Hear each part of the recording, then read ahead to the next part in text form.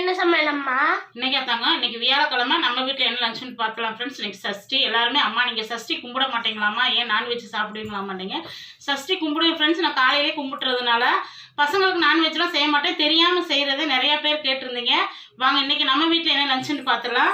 இன்னைக்கு சுட சுட சோறு, நல்லா சாப்பாடு செஞ்சு இன்றைக்கி வந்து வெள்ளை காராமணி தட்டைப்பயிர் போட்டு சூப்பராக இருக்குது. வெள்ளை காராமணி போட்டு நல்ல ஒரு காரக்குழம்பு செஞ்சுருக்கேன், ரொம்ப டேஸ்ட்டாக இருக்கும். இங்கே வந்து ப்ரோக்கோலி பொரியல் பண்ணியிருக்கேன், ரொம்ப சூப்பராக இருக்கும். இந்த சாதத்தோடய பிசைஞ்சு சாப்பிட நல்லாயிருக்கும். அந்த வடச்சட்டியை போட்டு நல்லா கிளறி வச்சுருக்கேன் பசங்களுக்கு.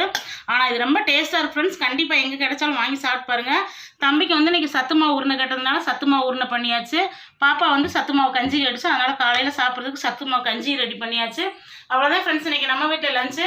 நிறைய ஃப்ரெண்ட்ஸ் நிறைய கொஸ்டின் கேட்டீங்க. என்ன கொஸ்டின்னா, அம்மா ஏன் நீங்கள் கமெண்ட்லாம் படிக்க மாட்டேங்க? கண்டிப்பாக படித்து பார்ப்போம் ஃப்ரெண்ட்ஸ். இன்றைக்கி திருமண நாள் பிறந்த நாள் கொண்டாடுற அனைவருக்கும் யோகாச்சன சார்பாக வாழ்த்துக்கள். நாளைக்கு பார்க்கலாம் ஃப்ரெண்ட்ஸ். Bye friends. தேங்க்யூ.